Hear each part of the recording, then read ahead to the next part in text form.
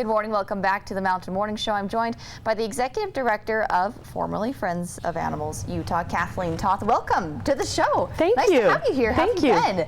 We've been great. We've been busy. That you have been, and you brought your cute dog Tuck in here. He has the sweetest eyes. He just makes you think like you're his whole world, even though he just met me. He's just like, I love you. He's so excited to be here. Welcome, Tuck.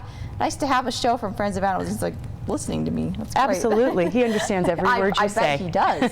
Yeah, you're pretty great. How long have you had him for? He's a rescue, right? Yes, I rescued him from Friends of Animals Utah. He was a Summit County guy that we pulled, and I've had him for a couple of years now. Oh, so he's just a great dog. Oh man, what a good guy. Well, I'm so glad you brought him. Celebrating this new name, which is?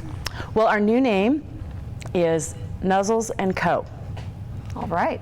That's pretty exciting. We were wondering, because we've been working with you guys for a couple of years now, and we thought, well, I wonder why they're doing a name change. What kind of spurred that idea? Well, we have several reasons for the change. I think one of the primary reasons, though, is there was a lot of confusion because we had two names. The organization is officially Friends of Animals Utah, and we operate the Rescue Ranch, which is in Peoa, which is where we bring our animals, rehabilitate them. We have an on-site medical clinic there. And then when they're ready for adoption, we take them to Suburbia, which is in the Tanger outlets at Kimball Junction. And we found that a lot of people, even within our own organization, even our own volunteers, didn't realize that Friends of Animals Utah and Suburbia were the same organization. So we considered whether we just go with one name or whether we should just do an entirely new name. The other reason was a lot of people didn't realize that Suburbia was not a retail store, that it actually is animal rescue. And that when they come to Suburbia, the adoption center, they're seeing rescue pets. So we found that we were having to explain over and over to the general public, because that really is the face of our organization, what we do, and that these are all rescue animals, and by adopting one of these animals they were really saving a life. So that was really the main reason, but also market research was showing us that there was a lot of confusion with our organization and some other organizations that have the name Friends in their title. And there are quite a few organizations with the name Friends in the title, as well as just about every state has a Friends of Animals. So, and they're all separate entities, is that correct? Okay. Yes, and in fact there's a national group, Friends of Animals, working right now in central Utah to save an elk herd. So there's a lot of confusion just in animal rescue about who Friends of Animals Utah was. So we wanted to, like I said, we considered whether we just go with Suburbia or do we just go with Friends of Animals. And about the time that we were trying to figure out how to do this, we had the fortuitous event that MRM McCann, which is a global ad agency that has an office in Salt Lake City, had sent out an RFP requesting proposals to be accepted as a pro bono project. Interesting. And we jumped on that, of course, and they looked at our organization and our mission and our vision, and it aligned with what their employees wanted to do, and so they chose us, and thus began really this process, which started almost a year ago. And it began with sitting down with an entire conference room of people and explaining what we did and what some of our obstacles were with just our name and our brand. And at the time we really didn't know that we would change our name, but with their help, and they looked at, like I said, the market analytics and some of the confusion, and they analyzed our marketplace and what we were trying to do and what we were trying to say to the public, and said, and we think that you should go in a different direction, and then they led us in this direction. And what we also wanted to do was have a name that was really true to our Park City roots. This organization has been here for 25 years, and this town has supported Friends of Animals Utah and the Adoption Center and all these beautiful animals for 25 years. And so what we wanted to create was a rustic but contemporary, very Park City look and name. And we think that we've achieved that beautifully. And we think that once the town and everybody gets used to a name change, because it is different to Yeah, after 25 years. yeah, after 25 That years, is a big change. we think that this community will really embrace the look and the brand, because it was designed with Park City in mind. Wonderful. Tell me more about the mission and any adjustments to services, or rather what you guys are looking to do for the community.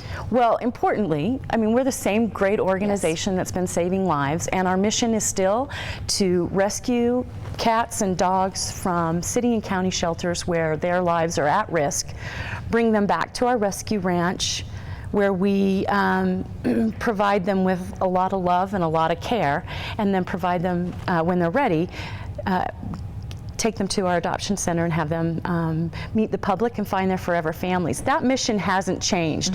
What we have done with our new brand and our new look, because we want it to be really, more than just a name change, is we have really tuned up what we do. So now, when we rescue dogs and cats, we bring them back to our ranch, and the dogs, not only do they get medical treatment and they're microchipped and vaccinated and spayed and neutered, but we also have our dogs now go into a training program where they're assessed and tested, and we know, for example, every dog, whether they're going to get along with cats, other dogs, and some of them just need some basic obedience, and we'll provide them with some basic training, how to walk on a leash, sit, stay, come.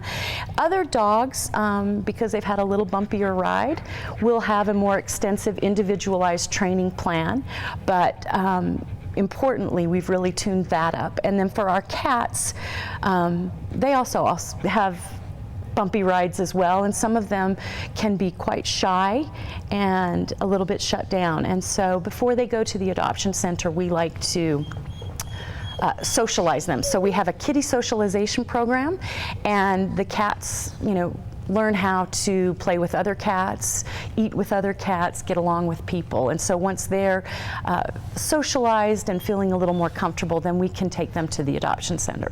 Yeah, that is so great. Man, Tuck's he's like, he'll whine as soon as I stop tickling.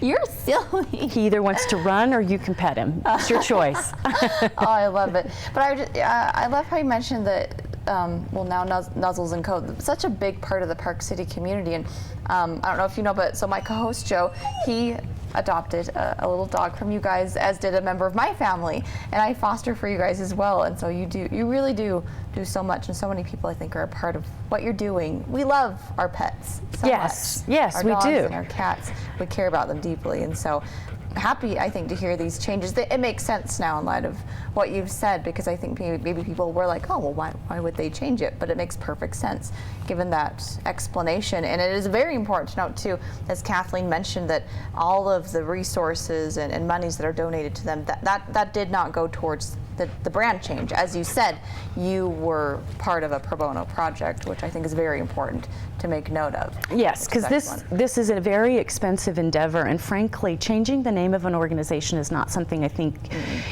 you would do without professional help. Right. And we had professionals behind us saying, we recommend this name change, but we're going to help you with the transition. And in addition, they've spent the last 10 months not only hundreds of hours that they have donated that we don't pay for, but they've also contacted their vendors and said, you need to donate to this great cause. Wow. And so I have a palette of beautifully printed color brochures that we will be handing out, of course, all this week, and to anybody who stops by the ranch or the adoption center, and every single one of them was donated. So they also went to a few of their vendors and said, we would like a billboard, and so we'll be having a billboard on I-80. All of that was donated. They donated the time to prepare the artwork, and then the vendor donated the sign. So we're very fortunate, and we're very fortunate that in the ad agency, it's MRM McCann in Salt Lake City, said we're going to do this for an entire year. and walk you through it. And the team has grown and grown. So more and more people who often, I mean, most of them go home to their own rescue pet at night, have jumped on board and said, well, you know, I can help. And we even had someone who is an interior designer redo the adoption center, and the renderings are up, and you can come into the adoption center and see how we're going to remodel this fall the adoption center so that it's Nuzzles & Co. And it will be a much more welcoming and inviting place for the animals and for people. And so we're going to have a playroom for the dogs and an open free room for the cats, and places for people to sit, have a cup of coffee, get a cup of hot chocolate, sit in a comfy couch and just play with our animals. Oh, I love that. These are really exciting changes. Yeah, they're great. And wonderful. What we want to do is throw open the doors to the community and invite them in. Our ranch now is open to the public. We're open Monday through Saturday, and from 11 to 4. Every week, not just this week. So we really want the community to come up and see not only how we've changed our name, but what we're doing, and meet these wonderful animals that they help us save. Because they're fantastic. And once, I love it. Once we rescue an animal, they're safe. And they're safe with us until they find a home. Well, thank you for what you guys do here. Exciting changes happening with Nuzzles & Co. as you know them. Remember, they're over by the Tanger outlets. And for more information, where can we go online? Great, yes, please visit us online. We have our webpage up and running. It's at www.nuzzlesandco.org. And in just a few hours, we're going to be rolling out on social media, Instagram, Facebook, Twitter, and LinkedIn. So you can find us all over the place. Excellent. And look for our new van. We'll be around town passing out bumper stickers, lots of other free swag, candy, and treats. So look for the Nuzzles & Co. van. You can't miss it. And stop us, wave, take a picture, and get some free stuff. Wonderful. Thank you, Thank Kathleen, you so much. And good luck moving forward. Thank you once again for what you guys do. I love visiting you guys and saying hi to the cats occasionally over there at Tanger Outlets. It's so great after to take a break there, or to go and say hi and pet some of the cats and stuff. So come and get your Nuzzles. Come and get my Nuzzles on. That's what I aim to do. I like it. All right, well, after this break, we have much more to share with you guys, including some check it out videos and some more things that we've been up to in Park City. Stay tuned for more right here on the Mountain Morning Show.